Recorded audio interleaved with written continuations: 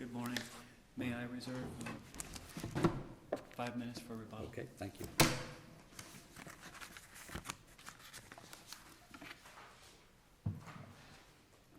May it please the court?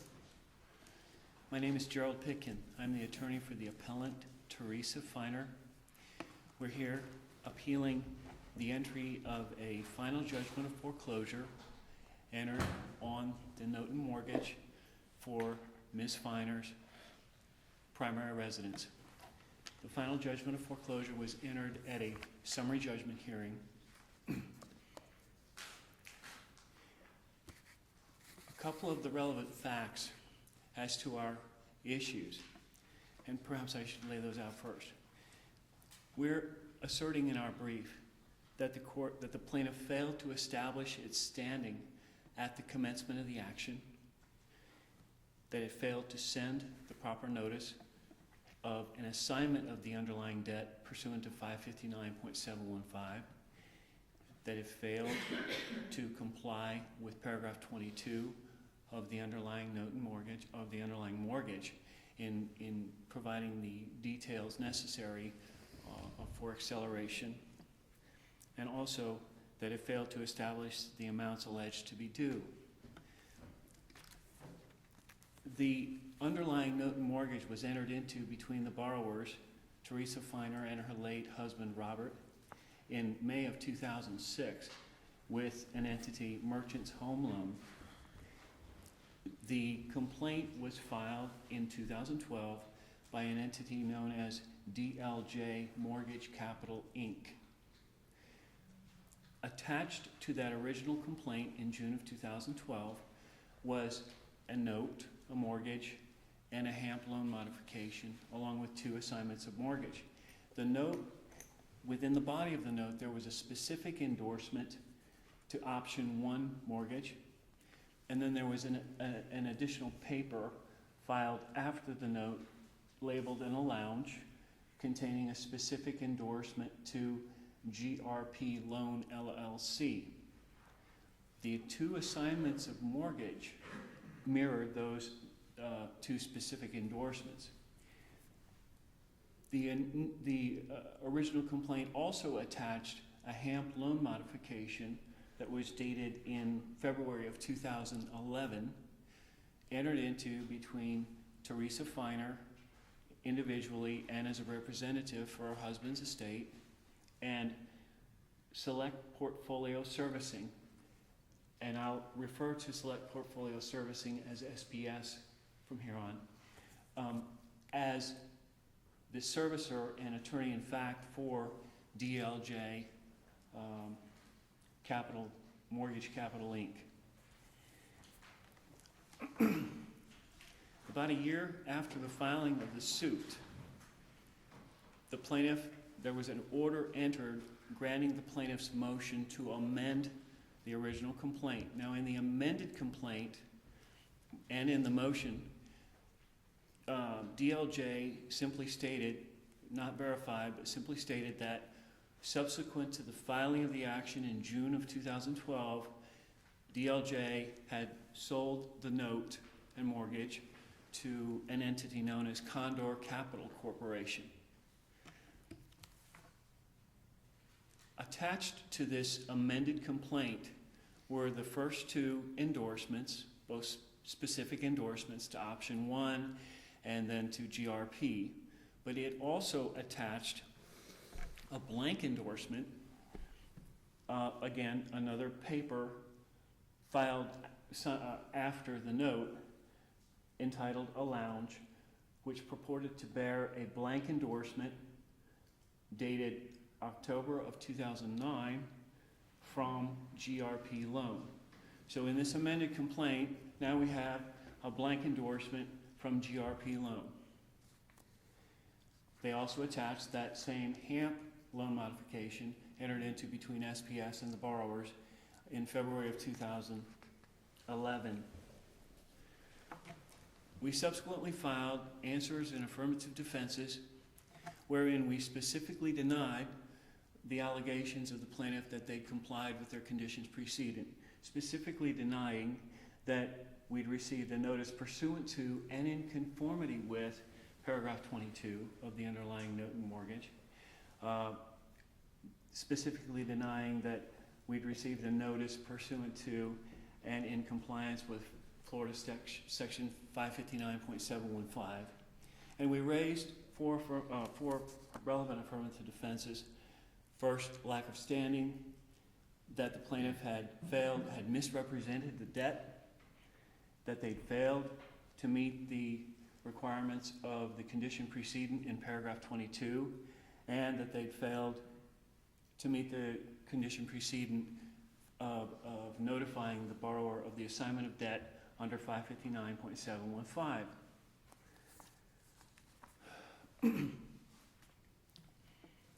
When the plaintiff filed its motion for summary judgment in January of 2014, they attached thereto, for the first time, an assignment of mortgage dated October of 2009, conveying the note and mortgage from GRP Loan LLC, which had previously issued a blank endorsement, to DLJ Mortgage Capital, the original plaintiff. They also, attached an assignment of mortgage from DLJ to Condor Capital Corporation. And the court had previously allowed further substitution of party plaintiff with assignment of mortgage from Condor Capital Corporation to Picus Realty, and then another assignment of mortgage from Picus Realty to the ultimate plaintiff in whose behalf the final judgment was entered, Naples Opportunity Fund. The issue that occurred, and what we're arguing today, was with respect to an affidavit filed by the plaintiff from SPS.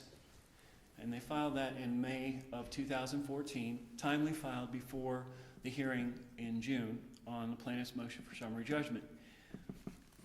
In its affidavit, SPS asserted that it was the mortgage servicer and attorney-in-fact for DLJ, the original plaintiff. They attached a power of attorney supporting their position as attorney-in-fact and servicer. They stated, Dana Crawford for SPS stated in her affidavit that SPS was the servicer for DLJ, who was the holder and owner of the note and mortgage at the time of default, which was, again, November of 2011, and was holder and owner of the note and mortgage at the time of filing the suit in June of 2012. It attached, for the first time in this case, what was reported to be a copy of the default and acceleration letter sent by SPS to the property address. And they said specifically that the default letter was prepared by SPS and sent by SPS via certified mail. The letter attached to that affidavit doesn't indicate whether it was certified mail or first-class mail. There is a piece of paper in front of the copy, what represented to be a letter, copy of the letter, which must have been an envelope, maybe, that does reference first-class mail. But the affidavit itself says they sent it certified mail. Most importantly, in the attached letter, SPS dated December 23, 2012, SPS does not in any way, shape, or form reference DLJ, the exact name, DLJ Mortgage Capital, Inc. DLJ Mortgage Capital, Inc., remember, was the original plaintiff, represented to be the owner and holder of the note and mortgage at the time of the filing of the suit in June of 2012.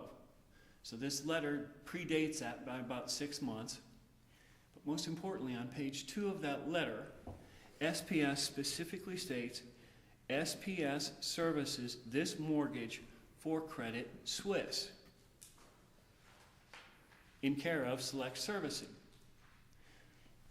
Going back to that power of attorney, Credit Suisse was nowhere mentioned anywhere within the four corners of that document. This letter attached to the affidavit, which I believe was properly authenticated through that affidavit for the purpose of summary judgment under 1.510E, is contradictory evidence. The standard of review under a motion for summary judgment is well established in this district, and that is that the plaintiff, through the pleadings, depositions, answers to interrogatories, and affidavits, must conclusively show that there is no genuine issue of material fact, or that there isn't a possibility of an issue of fact, or that the slightest doubt doesn't exist as to the possibility of an issue of fact. The court... Remind me how you teed this up below when the letter refers to Credit Suisse. Well, it's pretty straightforward. The affidavit and the representations of the plaintiff, DLJ, going as to the standing at the inception of the case, all those documents, they support that DLJ was the owner and holder of the note and mortgage at the time of the filing of the suit. Okay. But in the letter that SPS asserts was sent to the borrower, And that's the acceleration. the acceleration letter, they don't reference DLJ in any way, shape, or form. They specifically say SPS serviced the mortgage for Credit Suisse. So under the summary judgment standard, viewing every possible inference in favor of the non-moving party, and looking at the record to see whether or not there's a slightest doubt that an issue might exist, there is the slightest doubt that an issue might exist. That this letter contradicts DLJ's position, the original plaintiff, that it had standing at the inception of the suit. In the answer brief, the defense had, or the plaintiff rather, had made reference to some private website containing a 388-page PDF document that states that SPS is a subsidiary of Credit Suisse. Even if that's properly before the court, and I would respectfully submit that it is not, but even if it was, that wouldn't shed light on the conflicting evidence. SPS clearly is a separate legal entity from Credit Suisse. Whether they're interconnected as a subsidiary of one another, they're separate legal entities. What is the conflict if the dispositive issue is whether or not they were standing at the time of filing the lawsuit? Well, in order for a plaintiff, first of all, standing has to be established at the inception of the lawsuit. And standing has to be established by the ultimate plaintiff in whose behalf the judgment is entered. Let me be clear as to what the point is. Yes, Your Honor. Wouldn't, at most, giving it the most liberal reading this letter just create some kind of a conflict as to who had standing at the time the letter was sent, which was before the inception of the lawsuit? Yes, Your Honor. It and does based create... upon that inference, you believe that leads to the inference that there is now a question as to who had standing at the time of the lawsuit? Yes, Your Honor. Okay. Because all of the documents that DLJ is relying on occurred some 2 years prior to that. About 12 months, 11 months prior to the filing of the letter, or the date of the letter, December 23, 2011. 11 months prior, in February of 2011, there was the HAMP loan modification entered into between SPS on behalf of DLJ and the borrower. But there's a gap. There's a gap in time of any documentation from February of 2011 all the way up to June of 2012 when the lawsuit was actually filed. And in the interim, there's a letter from the servicer and attorney in fact stating that somebody else, some other entity that they are servicing the loan for some other entity identified as Credit Suisse.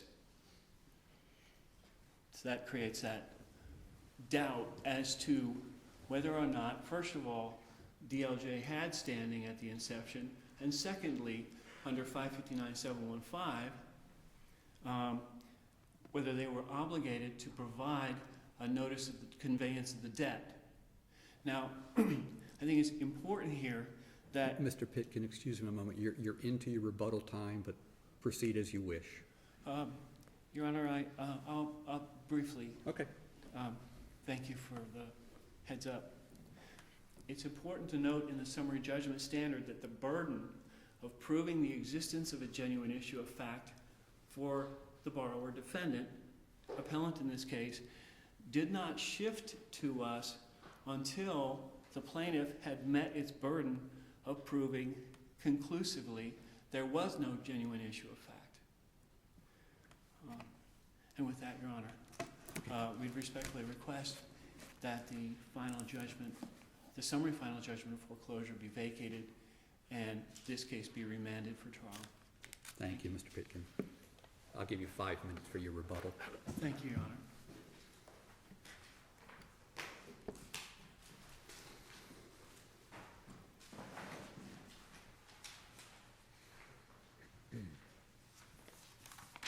Good morning. Good morning.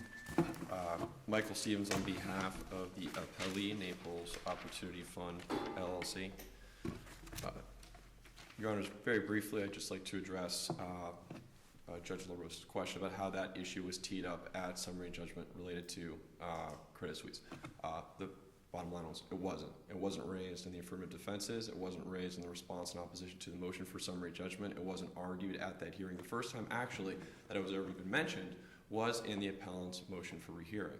Our position would be that it's not properly before the court, but even, as I'll get to later in this argument, that really is just a red herring, that whole Credit Suisse argument, because it doesn't defeat the burden that was met at summary judgment and the record evidence that the judge considered at that time. Now, the threshold issue, which I think obviously is what everyone needs to look at first, is the issue of standing. And I agree with opposing counsel.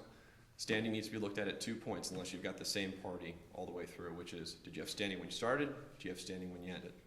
And in this case, the record evidence, as we would submit to this court, as we did to the lower court, is that DLJ did have standing at the time that it filed the complaint. And the record evidence shows at summary judgment that the plaintiff was relying upon assignments of mortgage to show that there was standing at the time that DLJ filed the action. There were documents submitted with the complaint initially, and I will admit to this court, those documents on their own do not show standing as to DLJ. It is an incomplete set of assignments of mortgage. But that does not necessarily put a plaintiff in a position where they cannot then submit evidence later on at summary judgment or at trial to show at that point in time, on a timeline, I had sufficient standing to submit or to file this complaint. And that's what we did in this case, Your Honor. There are 3 assignments of mortgage that were filed before the initial complaint was filed. The original plaintiff, the originating lender on this loan was Merchant Home Loan, Inc. On, May 1st, 2006, they signed an assignment of mortgage that transferred the rights to not only the mortgage, but also the note to Option 1 Mortgage Corporation. That was recorded in the public records in Collier County on September 13, 2007. Thereafter, on June 19, 2006, Option 1 Mortgage Corporation signed another assignment of mortgage. Again, not just assigning the mortgage, but the mortgage and the note to GRP Loan, LLC. Similar to the last assignment of mortgage, also recorded in the public records for Collier County on September 13, 2007. Thereafter, by the way, this is all before the complaint's filed, just for perspective. GRP Loan, LLC, again, signs another assignment of mortgage to DLJ Mortgage Capital, Inc., the plaintiff in this case. That assignment is signed on October 20, 2009, and filed with the public records of Collier County on May 10, 2012. That's 2.5 years before the complaint was actually filed, this document was signed. And it was 48 days before the complaint was actually filed that this document was in existence. This was before the court at summary judgment. It hasn't been contested that this document was what it says. It was in the public records. This was what we based our original standing on when DLJ filed its complaint. And so from our perspective, standing is very clear. It is not an issue as to whether or not DLJ had standing at the time of filing the complaint. Appellant describes the DLJ assignment as a post-filed AOM. There's plenty of case law that says you can't create standing after you file the lawsuit. You can't create a piece of paper giving you rights back to you before you started. But that's not the case here. If that was the case, I'd agree we'd have a problem. But that's not what we're dealing with here. We've got very clear public records with a stamp of when this stuff was recorded, all before that complaint was filed. And Bristol versus Wells Fargo is the 4th DCA. It's a 2015 case, says very clearly you can establish standing either by an equitable interest in the note or an assignment of mortgage, which has language that not only conveys the mortgage, but also conveys the note. I lovingly call that note language. A lot of assignments of mortgage don't contain that, and there's plenty of case law that says if you're only assigning the mortgage and you don't assign the note, no standing. Not the problem here. All the assignments of mortgage that are applicable to us showing original standing all have note language in it. Now, with respect to the conditions preceding, they raised 2 issues related to the demand letter, which I believe Your Honors have in the record. It's part of it. You can take a look at the actual demand letter. But the first issue that they raised in their brief, which wasn't discussed this morning so far, was whether or not the language in it complies with the strict requirements of paragraph 22 of the mortgage. Now, paragraph 22 of the mortgage deals with several different elements. The appellant has broken them up into, quote, elements, and I'll refer to them as the same elements that he did, just so that we're all talking about the same thing. If you want to look at it later, you will be able to. The first element that he suggests was not complied with in this notice was element 6. The specific language for element 6 was the right to assert in the foreclosure proceedings the non-existence of a default or any other defense of a borrower to accelerate the foreclosure. That whole sentence says the notice shall further inform the borrower. That's what that statement says. Now, the case law is very clear on this topic, how notices need to comply with whatever the terms are of the documentation, regardless if they're great for the lender or not great for the lender. I'm not here to argue that. But what all the case law that has come out, whether it's in this district or another district or what's been cited by opposing counsel, says is it doesn't need to be a regurgitation of exactly what's in that paragraph in the mortgage. The purpose of what's in that paragraph 22 is a borrower needs to be informed of their rights, specific rights.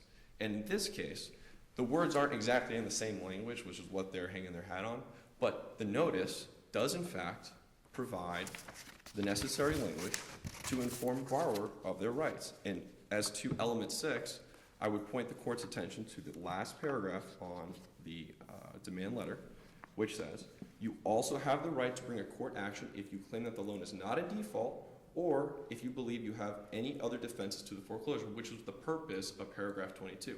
And this Doesn't that say something a little bit different, though, than what paragraph 22 and all the regulations surrounding paragraph 22 states? I mean, paragraph 22 speaks in terms of asserting in the foreclosure proceeding. Assuming someone reads it closely, one could at least make the argument that what the borrower was informed of is that you've got a right to bring your own court action, but doesn't necessarily say you can bring these defenses in the foreclosure proceeding. Your Honor, the second part of that sentence specifically says, or if you believe that you have any other defenses to the foreclosure. To the foreclosure. It depends how you. I guess it depends how you link it. If you believe that that's a true disjunctive that you're setting up in that sentence, or if in fact the to the foreclosure pertains to what was laid out in the original part, which pertains to the bring your own proceeding. It's true, but I think if one was bringing their own proceeding, Your Honor, one probably wouldn't entitle it a foreclosure.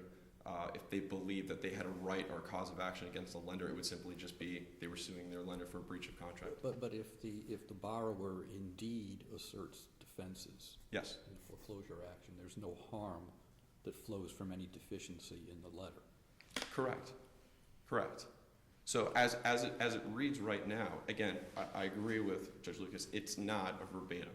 But the case law that's been cited, the Judy case, Judy versus SMC, that's this court's 2012 opinion. In that one, the letter was deficient. It didn't cite the breach at all. Not what we have here. The Harble case, Harble versus 21st Mortgage Corporation, that's a 5th DCA 2012 case. It actually deals with the exact language we're talking about. Unfortunately, it doesn't actually show us exactly what the notice letter said before the court reversed it. It just said it did not inform the borrower. What it does say, and I think what we can take from it, which supports what my argument is that it doesn't say it doesn't contain this language. If it said it needed to contain this language, that would mean that a lender would be required to literally cut and paste this exact language into it.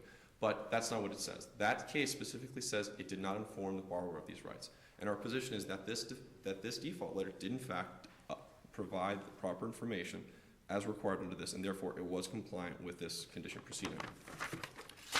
The mailing issue, that is element 3 that the appellant has raised. The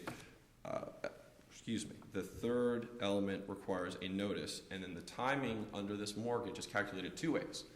If it's mailed by first-class mail, then the date starts to run from the date on the letter. And I think everybody would agree that, assuming that this was sent by first-class mail, we don't have a timing issue.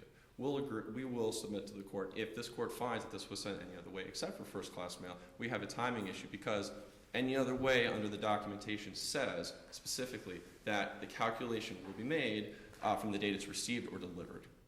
There's nothing in the underlying record of when it was delivered. There's nothing in the underlying record of when it was received. We have based our case, we are here today, based on the position that this was sent first-class mail, and therefore that 30-day time period ran from the date of the letter. The affidavit that was filed in support of the motion for summary judgment specifically says, which attaches and authenticates, and opposing counsel admitted properly authenticated, a demand letter. The demand letter itself, and we were fortunate this time because we don't really have this all the time, we actually have the envelope. They kept a copy of the envelope of what this letter was mailed in. And it's not one that's handwritten, it's actually got the computer printed out on it of everything, and it specifically explains that the postage that's being paid for on this document, on this envelope, is first-class mail. That's there. That's the undisputed record evidence from below. Now, once you have that, delivery is not up for grabs as an issue that they can complain about at that point, because that's not what the mortgage says. It says that the time starts to run from the date it was mailed, and we have the date it was mailed, and we have an affidavit in support of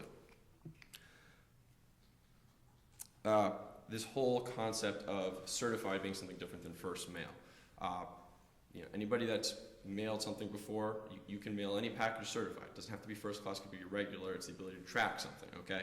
The fact that the affidavit references that this mail was mailed certified doesn't take us out of the benefit we have that this thing was actually mailed by first class mail.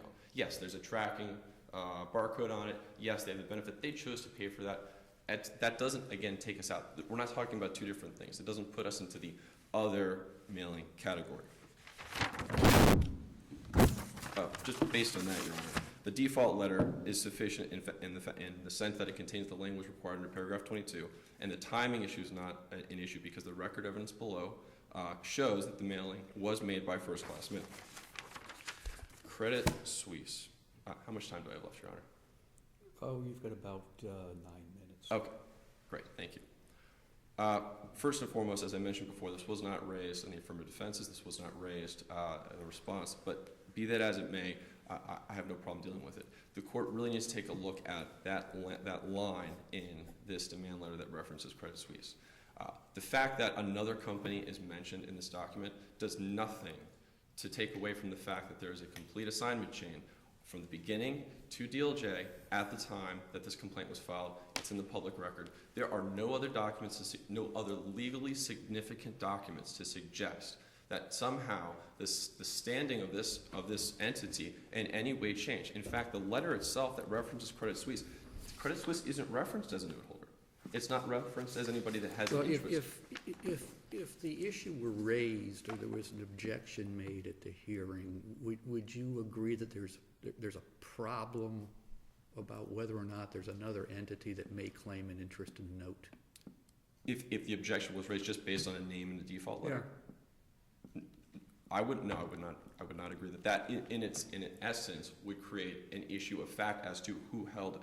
Because what we did was we showed the court using substantive competent evidence that this is where it started, this is where it got, based on assignments of mortgage. All right?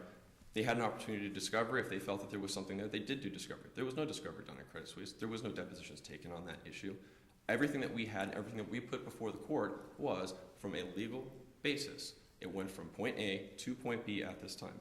The fact that SPS, DLJ's servicer, mentioned that this servicer for mortgage for Credit Suisse doesn't have a legal significance as to whether or not they had the right to enforce the note at that time. It'd be like one of us having a mortgage with Wells Fargo Mortgage, and then we don't pay our mortgage one day, and we get a letter from Wells Fargo, not Wells Fargo Mortgage, or something like that.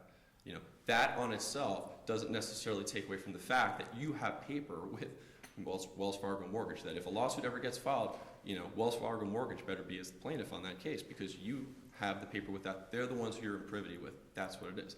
In this case, there was nothing on the lower level that suggested that Credit Suisse had anything to do with this other than the fact that they were involved at some point, but not holder of the note, not with an interest in the note. That's a presumption being made by them in an effort to cloud up the standing issue.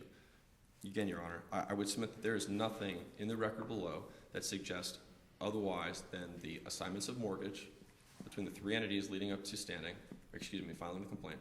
And then I don't think anybody's disputing the fact that my current client had proper standing at the time final judgment was entered, because we stood there in court with a blank endorsed note and holder of the note at that point. There has been an argument made in any of the briefs so far. So that part of standing is established. All right. As to the issue with the statute that opposing counsel suggested was not complied with respect to notice of the assignment, two things with that. First of all, you'll notice in their brief they don't cite any case law that actually suggests that that notice statute applies to a foreclosure of a residential mortgage. That I was unable to find any, they were unable to find any. I don't think it exists. But be that as it may, the fact that the document that is being foreclosed on, the document that my client is claiming breach on, is the modification agreement. The modification agreement was entered into by DLJ and his client to modify the terms of all the original debt and basically bring it up, saying, I acknowledge I'm the lender, I'm the borrower, I haven't paid, here's the amount I owe. If you look at it, I've hit rough times. I can't pay, but we're gonna work it out with you. Here's the deal. You sign this, you comply with these 4 provisions, you get going, we're all good, we'll move forward, we forget about what's happened. They did that, and then that was the document that was breached. There was no assignment after that point to anybody else, which would have triggered, hypothetically if the statute applies, to a requirement to send out another notice. DLJ was the party to the modification agreement. DLJ was the party who brought the action. There was no requirement to send another notice letter, and therefore, Your Honor, we don't believe that that would be a basis to deny, would have been a basis to deny summary judgment. Last issue deals with the allegation that we did not properly establish the amounts that we're due and owing. For Your Honors, having dealt with plenty of foreclosure cases, I have dealt with plenty of foreclosure cases. There are 2 issues that are always ringing the bell in these things. You either don't have standing, or you can't authenticate your documentation to prove up the loan history. And the reason is because in the past 7 years since the crash, these pieces of paper keep moving from owner to owner to owner. It starts with Wells Fargo, then it's with SunTrust, suddenly it's now with a private investor we've never heard of. Private investor you've never heard of is now foreclosing on the note, but they're relying upon Wells Fargo's documents. Really hard to prove it up if you don't have somebody from Wells Fargo. People try all the time to use the current person to come in and say, look, business record. Boom, boom, boom, boom, boom. I know how it's created, I reviewed it, obviously it must be authenticated.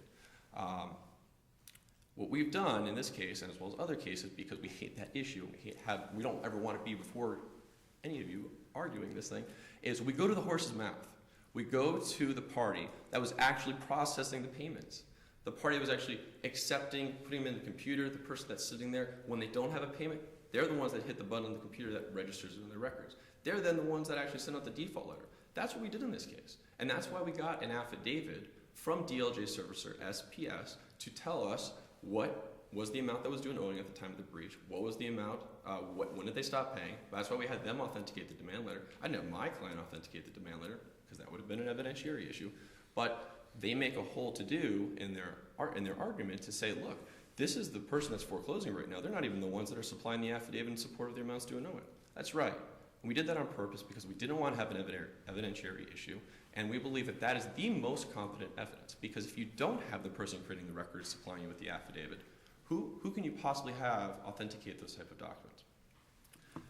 So, Your Honors, with that, unless there are any other questions, I will conclude my argument and submit that the burden was met at summary judgment, that the competent substantive evidence that was submitted shows that standing was appropriate at filing, at summary judgment, that the amounts due and owing were met, that the default letter was properly prepared and sent out first-class mail, and we would ask that this court affirm the lower court's ruling. Thank you. Thank you. Mr. Pitkin?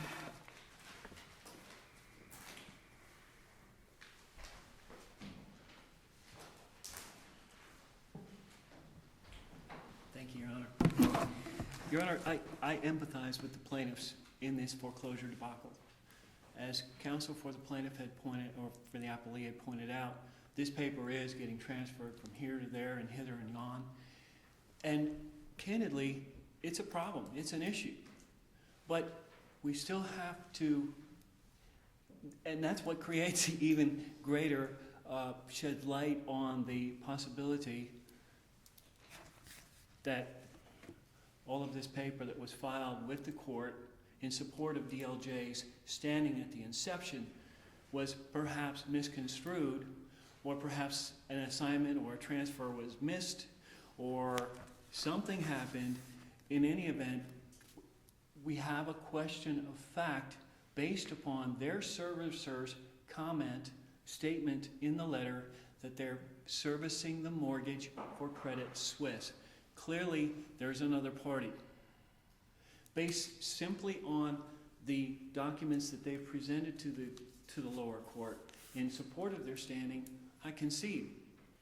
Clean, straightforward, with the exception of the party that knows the most about this loan, and that party was SPS, the one specifically authorized under power of attorney and probably contractually to collect money and remit to the proper party. There is absolutely no reason in the world for SPS to even mention Credit Suisse if Credit Suisse didn't have some interest in the conveyance of this paper. Most of the argument by Appelle is really proper argument for the trial court, a weighing of the evidence. At the summary judgment hearing, I'd respectfully submit that the trial court started with our affidavit in opposition. Our affidavit in opposition raised that we didn't receive a notice under paragraph 22, didn't receive it, or that the notice that was sent was not in conformity with paragraph 22. And as Judge Lucas had pointed out, strict compliance. The plain language of that letter required the borrower be notified within 30 days that they had the right to raise these defenses in a foreclosure action. Counsel, let me interrupt you a second. You use the term strict compliance. There's no case out there that indicates that in these mortgage foreclosure actions, substantial compliance is still not the law that should be applied, is there? Well, Your Honor, I believe it was the fifth in Samaru, and then following up in Haberall. In addressing, let's do it this way.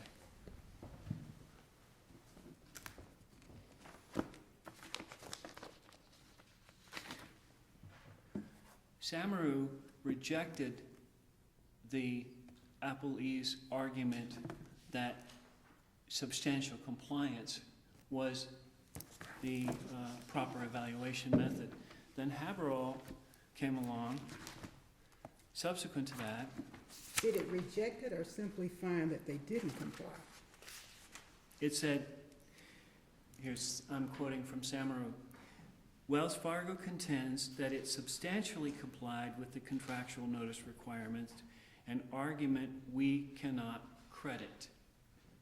So I guess, Your Honor, I apologize, you are correct. Right. No case has said specific or strict compliance, but this court in Samaru did reject the argument that substantial compliance Had been met. had been met, yes. So back to the hearing at summary judgment, Your Honor. They started with our affidavit. Trial court started with the affidavit, Wood affidavit has been in objection to their motion for summary judgment, and they dealt with paragraph 22. We talked about the mailing issue, certified mail, the affidavit saying that the notice was sent by certified mail, paragraph 15 saying that it's deemed to be given if sent by first-class mail. We addressed that. The issue of 559.715 was addressed in our affidavit, and I guess they factually refuted that by saying we had a HAMP loan modification and therefore there wasn't an assignment from DLJ subsequent to the HAMP. I'm with that. But they didn't factually refute or reach a conclusion that the other affirmative defenses were legally insufficient, standing, misrepresentation of the debt, and further, when the trial court judge realized that the notice was sent pursuant to the SPS affidavit December 23, and the complaint had not been filed until June of the following year, it was the end of the story. He denied my objection and entered final summary judgment in favor of the plaintiff. You're going to have to wrap it up, Mr. Pitkin. Thank you, Your Honor. So with that, Your Honor, I think there are triable issues of fact. This case should not have been determined at a summary judgment hearing simply because the evidence, the summary judgment evidence that was submitted by the plaintiff through SPS, its servicer, the party that should know, had conflicting statements between the language in the letter that they were servicing for Credit Suisse and the affidavit that said that DLJ was the owner and holder of the note mortgage at the inception. And with that, Your Honor, I would respectfully request that the summary judgment be reversed and the case be remanded. Thank you for your time. Thank you. Thank you both.